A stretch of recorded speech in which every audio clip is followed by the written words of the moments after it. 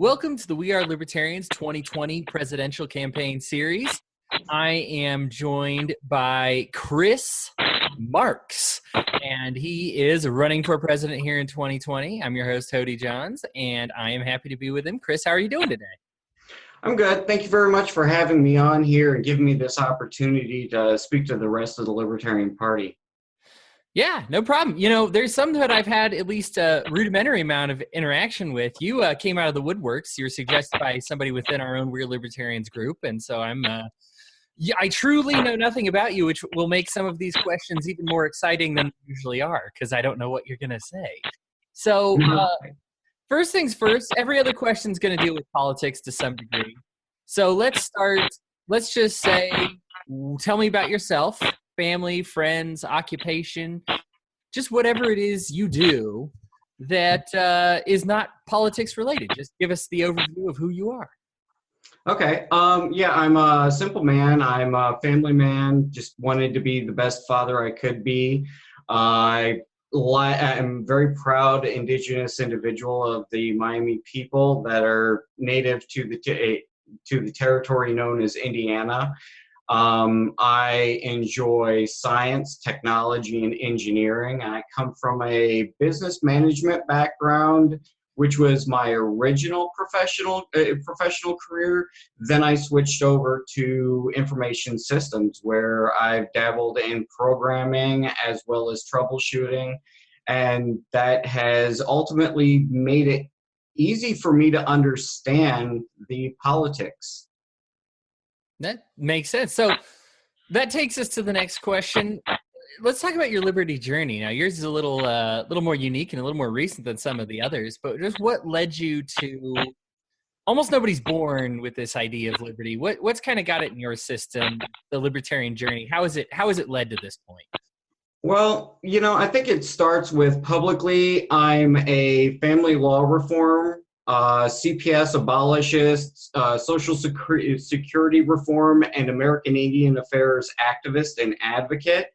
I got into understanding what I do about politics through the law, really. I have been forced into poverty almost the entirety of my adult life through making a child support payment of 55% of my gross income to child support. And it turns out through my exploration of the law that this is actually federally incentivized due to the federal government mismanaging people's Social Security trust fund monies. That made me meet some very interesting people along the lines through the family law reform movement and stuff along those lines. I met Cash Jackson out of Illinois. I met C.J. Abernathy out of South Dakota. And both those people joined the Libertarian Party, ran for governor of their states. But I recognize that a lot of what the family law reform movement's based around is actually coming from a federal level. These are not constitutional. The government, but everybody poses these family law reform issues as being a state's issue. But when you understand that it's coming from the federal level, I'd like to actually see that changed and see it changed for the better and for everybody. I can see having a federal program that is incentivized to keep you poor probably makes you want to change it. That makes sense.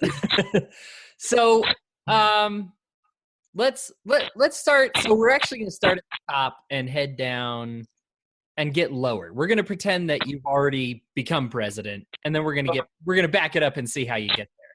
So when we talk about your presidency, let's talk about the top 3 problems that you're looking at, that when you see when you look at America, and how the Chris Marks presidency would help fix them. So just give us start at 1. What's your biggest number 1 issue that you'd like to tackle, and give me your solution? Well, I think that the biggest problem with facing our nation is the two-party system, what it represents, and most importantly, what it doesn't represent. when you actually explore the party platforms of the Democrats and the Democrats work for state privilege and interest, the Republicans work for corporate privilege and interest, and the people, while being taxed, are left unrepresented within their governments. I want to actually do something to change that. What I want to do in that regard is I want to go through all of the executive orders that have actually come out of the Emergency Powers Acts and repeal all of them. Like what was done with Abraham Lincoln suspending the habeas corpus and Franklin Roosevelt issuing the Executive Order 9066 that placed Japanese in intern camps. Many of these executive orders run in series and have slowly eroded away the people's constitutional rights. And while many of them have been overturned, there are many still in place that are continuing to infringe upon people's individual freedoms. Wow. Yeah, the executive privileges, I think it was Obama who said his biggest regret was leaving a loaded gun in the White House for Trump, because he issues the executive orders and then he says, well, now you saw how I issued them, so now you can have the previous authority to keep doing it. And that is because when an executive order is put into place, the Emergency War Powers Act actually suspends the Constitution in some way, shape, or form. That's what we saw with the Patriot Act, and that's what we've seen through many other things. Yeah, it's a fascinating history, but it's a really scary history when you look at the executive orders. So what's problem number 2 and how you would tackle it? Problem number 2, I would say, is our corporate government. We do actually have a corporate government. It's you can look it up. 28 USC 300215A is the federal statute. But this corporate government is actually supposed to be by the people and for the benefit of the people. When you understand that our government is a corporation, but this corporation doesn't have any honest business practices that are ethical in any way, shape, or form to run on to sustain itself, that's where I see that the problem is. What other business is there that you can think of that literally doesn't have an honest revenue stream? Well, it's our government. So what I'd like to do is I'd like to actually give our government an honest revenue stream. One of the things that I'm a very big proponent on, because I'm very interested in environmentally friendly businesses, is a solar roads program, not like what we've seen done here in the United States, which have been epic failures, but China as well as the Netherlands both have very successful solar road programs actually in the works right now. And when you take and you understand that if we were to task our government with generating renewable energy resources to generate money, and these were done as a roads program, then our roads wouldn't actually cost us money. They would be making money for us. And just as with a business model, you want to invest in a company that is going to pay you back dividend payments. I would like to see that come out of our government. Something like it's not free. Nothing anybody does is free. It's all funded with something, whether it's taxes or inflation or something. You would actually have it be, well, if the government's going to do it, then people will pay for it and enjoy it, and it's something that they would voluntarily pay money for. Does that sound accurate? Well, what you end up doing is the federal legislation that I would like to actually be this program to be based off of would establish that the people's money, the people's tax contributions actually were used to generate this renewable energy. Therefore, they own that energy. And then that amount would then come out of their individual electric bills. Yeah.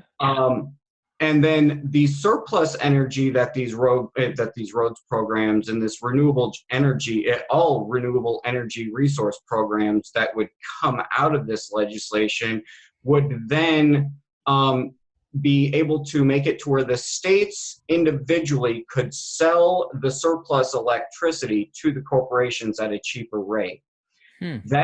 Then that money that is being now sold, gained from selling the electricity to the corporations will still be held, it will be held in a trust fund for the people. One third of that value will then go into the trust fund monies to convert the people off of fossil fuels and natural gases over to being able to be able to use electricity. So you don't have, if you want, you would apply for this program. You'd be able to actually replace your natural gas water heater for an electric water heater, an energy efficient thing. And then the government would have this 2/3 surplus, the profits, to sustain itself. This ultimately would mean that the tax contribution from the people would become ever increasingly less, to the point where the government then became a self-sustainable business model. Wow. I can tell you that's more creative than a solution to that energy crisis than I think I've ever heard before. But well, I say creative. You definitely have the legal backing for it. All right, let's move on to problem 3.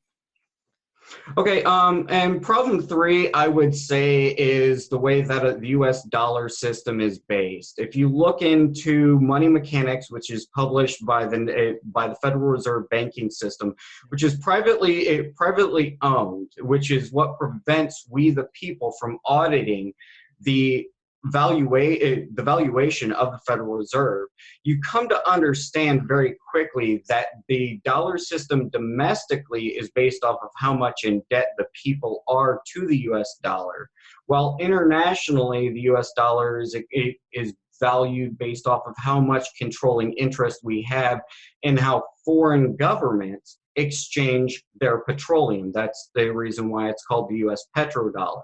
Yeah. Going back to my solution to problem number 2 in the Solar Roads program, what I'd like to see us do is be able to get to a point in this nation where we are domestically producing so much renewable energy resource, electricity, that we now can create an Article 1, Section 8 new form of currency, a constitutional form of currency, where we actually mint our own coins, or we look into maybe nationally exploring a cryptocurrency, a national cryptocurrency kind of situation. Yeah.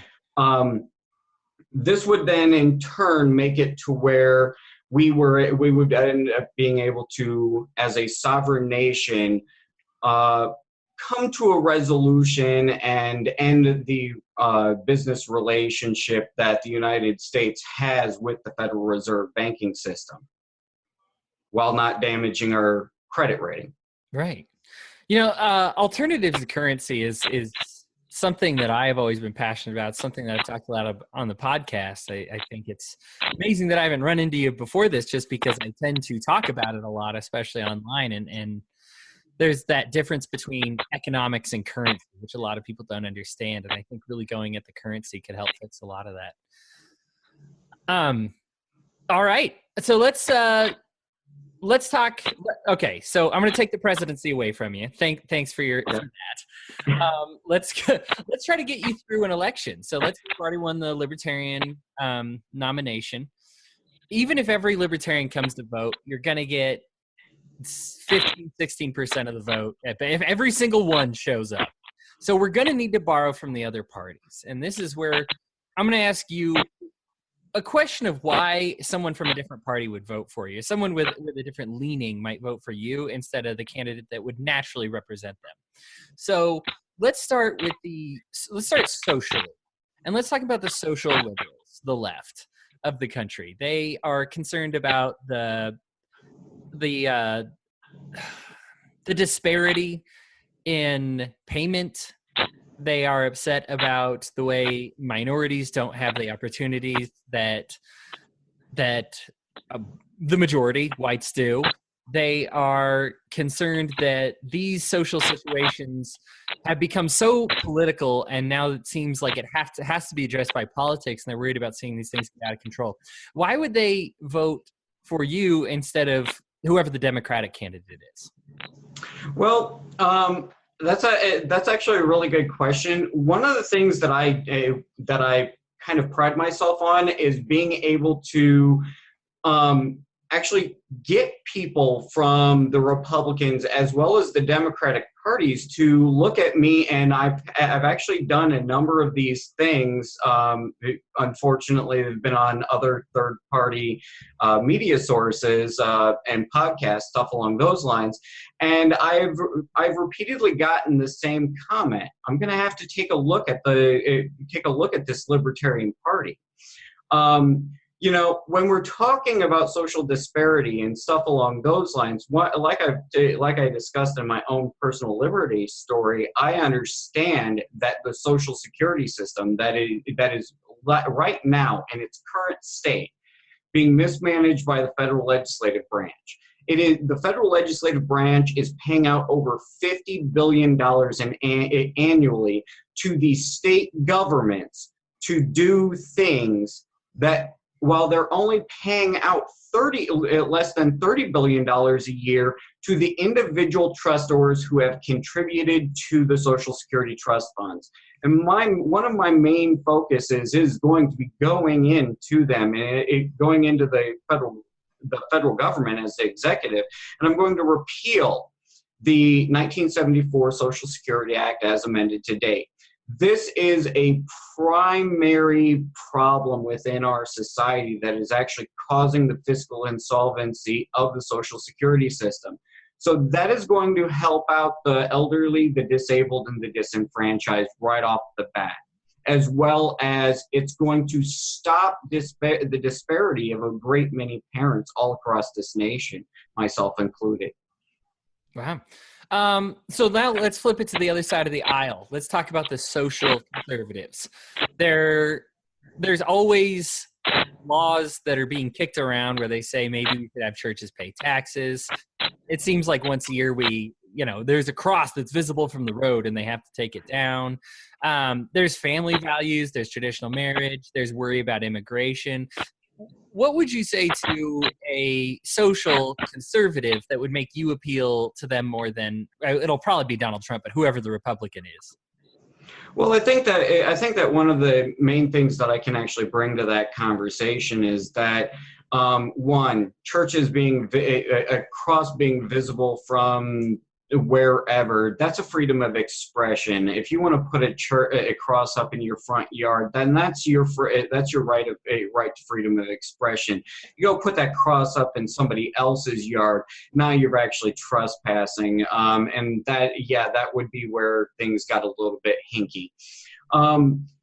Where traditional values, quite frankly, I think that we need to get back to traditional values, and the way that we're going to be able to actually get back to those traditional values, we're going to have to actually take and do a massive overhaul. We're going to have to stop incentivizing the states to actually cause the breakdown of the nuclear family. Like I said, I'm a CPS abolishist. The little known fact across this nation is the same thing that Donald Trump's administration is having their chops busted right now over what's going on with what happened with ICE and the immigrant children. That is happening all across the nation right now through the child social welfare programs. We need to put an immediate stop to these things. And this will then re-solidify the family. Now, if you've got a family court situation where you're saying, okay, well, you're going to get rid of child support, what about these single parents? There's a solution. If the courts have deemed that there is a parent that is disenfranchised and that they need help with their children, that's exactly what the Social Security trust funds are meant for, and there will be that money available to actually make this kind of monetary contribution to help them keep them up on their feet. And that's what we need to do. Great. I probably should have asked you about the economics first, because it seems, and I agree with you. In fact, this is something the Cato Institute talks about, is that the economics freedom helps lead to social freedom. So we started with the social freedoms. You've talked about some of the economic freedoms, but let's see if you got anything else in the tank there. Let's talk about if I'm an economic left-leaning person, and I just hate seeing corporations get bailed out. They're always taking a look at these food stamps and social programs, and they're always down on those. But here it is, we got these billionaires who are paying nothing in taxes. Obviously, there's a wage gap issue as well that they're concerned about. What would you say to someone who's kind of left-leaning economically, and why would they vote for you instead of whoever the Democrat is? Well, because the reason why they would be interested in me as a candidate is because when you understand that the Democrats' objective is to push up on state-run programs, which end up increasing the tax demand, okay? And then you've got the Republican parties pushing down on the corporate tax contribution, which is where you're talking about those bailouts, where you're talking about those loopholes that make it to where these other people are paying their fair share. And I'm not talking about them paying an exorbitant amount. I'm just talking about them paying what their percentage of their tax contribution that is deserving underneath the current situation. When you get back to that limited privilege to govern, the government only has the limited privilege to govern over those who have committed a crime, as according to corpus delicti, and those who are in businesses that are involved in the Commerce Clause. I don't believe that people are involved in the Commerce Clause when they're exercising their right to freely contract. And so there's going to be that aspect where I'm going to be looking at, as soon as possible, abolishing the income tax, where I'm going to be making it to where we push down on the demand for tax contributions. And now this is going to be beneficial to both the people as well as the corporations. But I put things in the forefront of people first, then corporations, and then what is it that the state is allowed to do, whether or not we're talking about the state at the state of level or whether we're talking about state at the federal level. Yeah, makes sense. The Commerce Clause has been badly misinterpreted and gone through so many judicial rulings, it's hard to even recognize what it was originally intended for. Yeah. So let's flip it again to the other side. We've got the economic right. They have seen government grow and grow. Usually the only thing they're worried about is our defense. Everything else they'd be okay with seeing go down. Why would they be more interested in you than Donald Trump's reelection? Well, I think that when you come down to even speaking in regard to the defense program, the defense system, the national defense, and you look at what is actually motivating our military actions throughout these United States, we go back to what our dollar system is based off of. Every one of our military actions has been motivated to control foreign sovereignty's exchange of their national GDP. We don't need to be involved in all of that. We don't need to be involved in these war actions to control the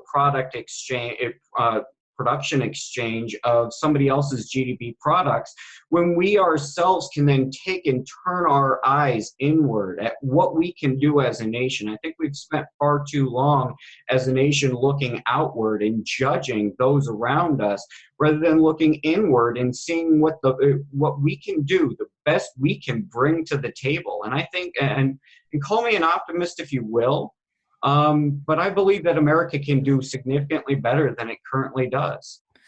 No, that's a fascinating point you bring up, and it's something that I've thought of before. We constantly are trying to copy countries that are going into debt but not quite as badly as us, or have a socialized program that still makes mistakes, but it's, maybe a few less mistakes. It's like when you're copying a paper and you're looking at, well, this guy's going to get a D plus, this guy's got a D minus, and you just isn't there some other solution out there?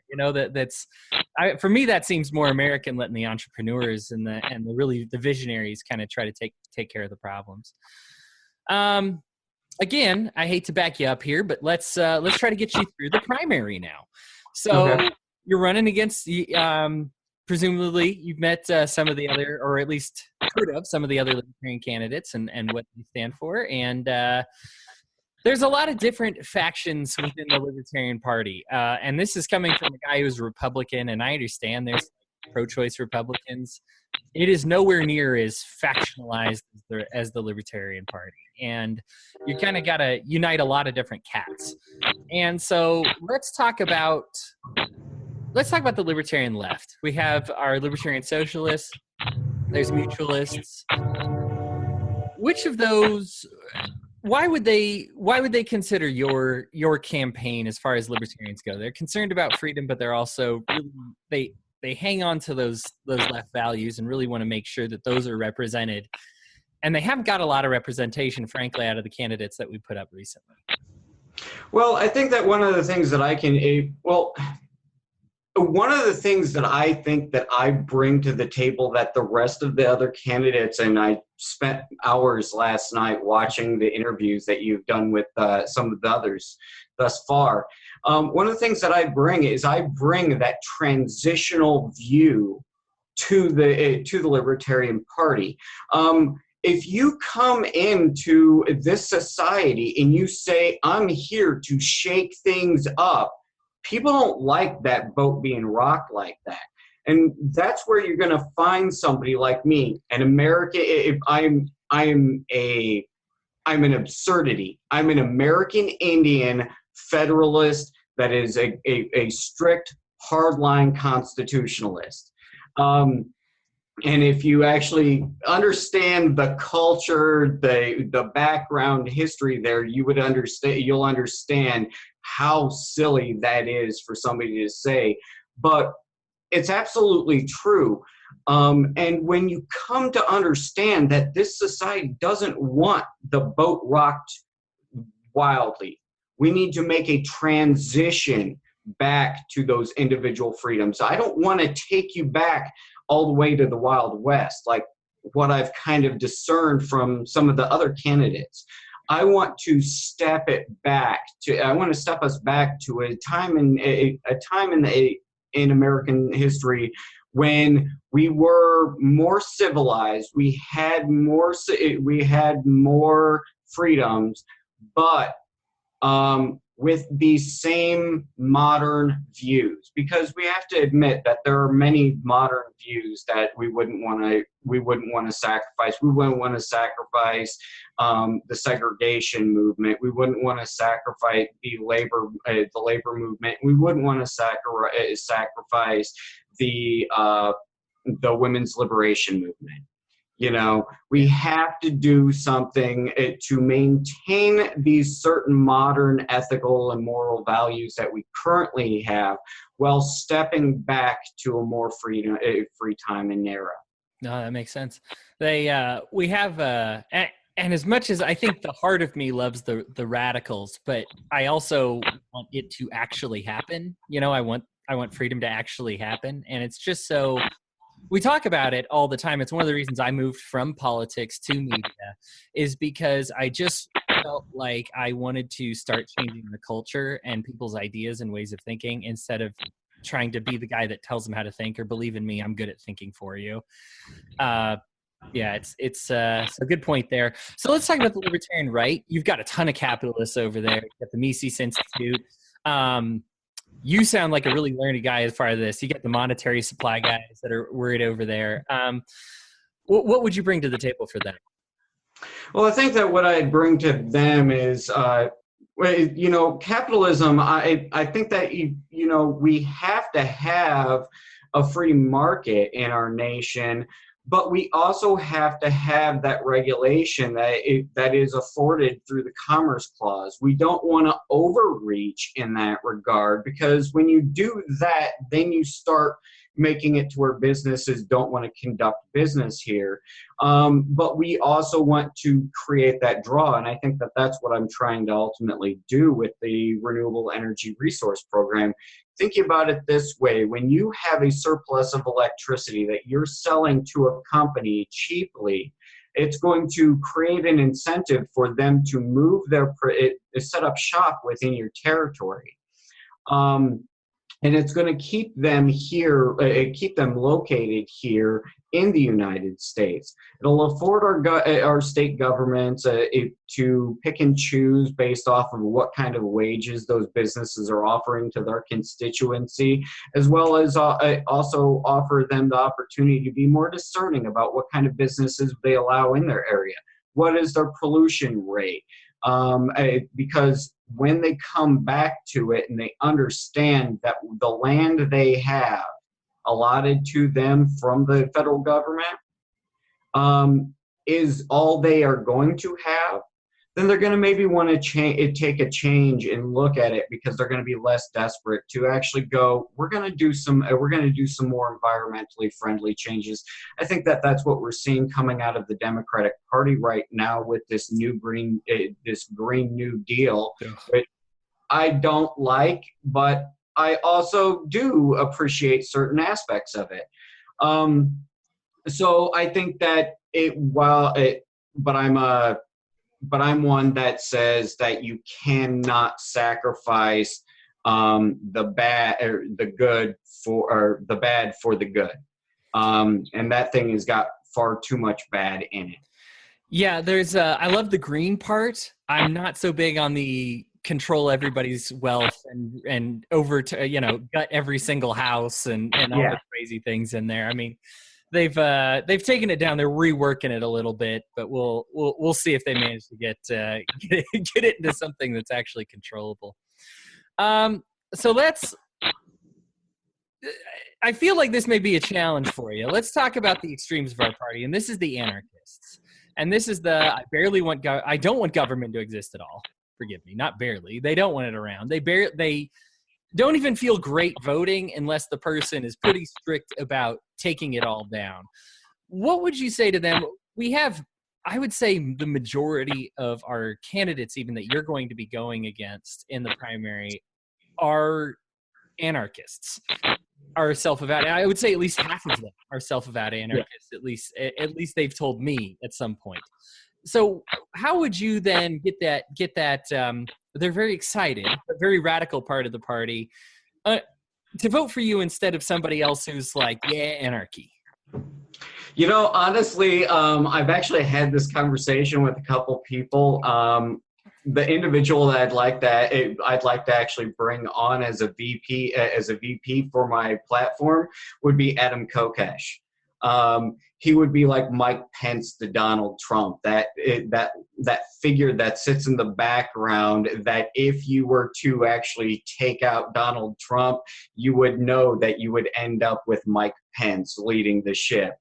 I like Adam Kokesh. He's well-spoken. I like his viewpoints on individual freedoms.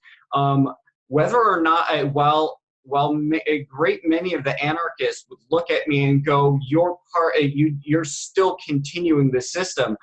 I am, but I'm working on creating programs to back the system off. Think about it this way. If the government has a business model that we have to admit, government is greedy. Yeah. It is just inherently run by greedy people. Sure. And if you give them a program, the Solar Roads program, and you say, here is an honest revenue stream, you get to keep 2/3 to put into your operational cost. 1/3 goes into a trust fund to help convert the people off of these natural gases and fossil fuels and stuff along those lines. Mm-hmm. But you get to keep 2/3 for your operational costs. And they start going crazy with that. They lose their focus on messing with the people. They're not worried about that anymore. They're going to be worried about filling their coffers. And their way they're going to do it is by generating renewable energy. This is a social benefit. It distracts the greedy and the corrupt within our governments. And and ultimately, what do you end up with? You're not going to end up having an electric bill. You're not going to end up having a gas bill if you apply to be a part of these programs. In the end, because they're using 2/3 of that money to pay for their operational costs, you're not paying taxes to the government to sustain its operation. What does this mean? It means that you get to keep more of your hard-earned wages. You get to spend those hard-earned wages as you want, locally, regionally, nationally, internationally. And you get to, and that is the embodiment of free market enterprise. It really would be something else to see the politicians we have today attempt to be, I guess, just be incentivized to run it a department well instead of run it poorly and then need more money afterwards. So it's definitely something that I think is unique. Yeah. It is unheard of. If you want to pay raise Congress, you have to produce more renewable energy resources. If you want like, that would be the whole thing. Oh, you need more employees in this department or that department. And now keep in mind, when you go back and you start repealing all of those executive orders, you start also repealing all of the deep state agencies, like the NSA, like the CIA, all of those agencies, their doors get shut down. Yeah. Because the executive order that actually keeps them operational is now repealed. And that's what I'm ultimately going after. That's going to be how we do #budget cuts in the Marx 2020 administration. Yeah. Awesome. Let's talk about the moderates now. The minarchists, the small government guys, they're just sick of it growing. Frankly, in my view, and I talked with Adam Kokesh this the other day, he wanted me to correct how I say this, but it seems like they're the ones that put up most of that show up to all of the conventions. They supply the delegates. You get a lot of the small government guys that believe that change comes in a suit. So what would you offer them in order so that you could survive and get and make the primary and get into the election? Well, if you want a guy in a suit, you can catch me in a suit all day long. You look great in a vest, by the way. I look good. I look good, and I bought it cheap. I go to thrift stores on half price day. But so if you're looking for somebody that's going to dress the part, I'm your man. If you're looking for somebody that's going to actually understand the economics, understand the legal jargon, that's going to understand where the problem actually comes with, and it's got just an unbridled, zealous desire to actually dig into a problem to figure out how to resolve it, hire the IT troubleshooter. Can't go wrong with that. Awesome. Awesome, man. No, that's great. That's a great summation. So let's talk some nuts and bolts here. I have worked on a presidential campaign before. They're terrible. They're time consuming. The president himself or herself, I guess, in my case, it was himself, doesn't have time to do almost anything except fundraise. Do you have a plan in place to make it's a crazy amount of time to get the funding together? How are we going to put together a campaign for you? Well, that's one of the things that I'm excited about actually doing this with you is I am looking to put together a grassroots campaign as well as campaign team. I'm a low budget guy, low maintenance guy. I've traveled out to Missouri and slept on it. Actually, they put me up in a nice hotel out there. I've traveled, when I travel around, it's not uncommon to find me sleeping in somebody's recliner or on their couch. I'm not a high dollar guy.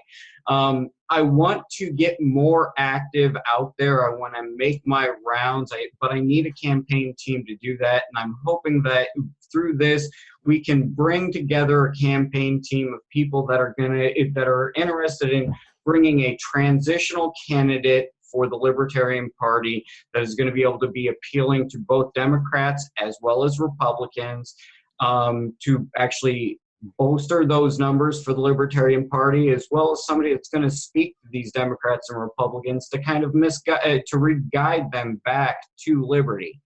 And that's what I want to do. I want to take the Republicans. Those people are concerned about their jobs. They're concerned about their economic stability and stuff along those lines. But they've been misled by that party. And the Democrats, they want their fair shake in life. They want to make sure that this nation is taking care of them. And as an American Indian, I know from my culture what happens when you are dependent on government social welfare programs. It is not ever a good thing, but we can do it better for you. And we need to put those people first. And I can take from the Democratic Party, and I can bolster those numbers of liberty. Awesome. So one more time before we pitch your campaign, why are you the best Libertarian candidate? I can't honestly say that I am the best Libertarian candidate. What I can say is that I have a moral compass, that I believe that I know what is right and I know what is wrong, and I will not be wavering, and I am incorruptible, and I will always stand up for the people over the state and the corporate interest. I want to be the voice for the people. And I need that help from everybody out there. Awesome. Well, that leads us to our last question. Let's say I've heard you. I really love what you have to say. I'm very interested in your campaign. Where do I meet you to sign up? How do we get this ball rolling? I've actually got a Facebook page set up underneath Christopher Marks for President 2020, or you can find me on Facebook underneath Chris Marks. I always have the banner I vote Libertarian on whatever picture I have up, and I am very, very welcoming. I am always willing to engage with anybody and everybody. If anybody has any questions, comments, or concerns in regard to what I'm planning on bringing to the table, please feel free to reach out to me. If nothing else, you can go to my Facebook page for Christopher Marks for President 2020, and I blatantly have my phone number right there on there. Give me a call, send me an email, whatever it is, however you feel most comfortable reaching out to me, please feel free to reach out to me. Great.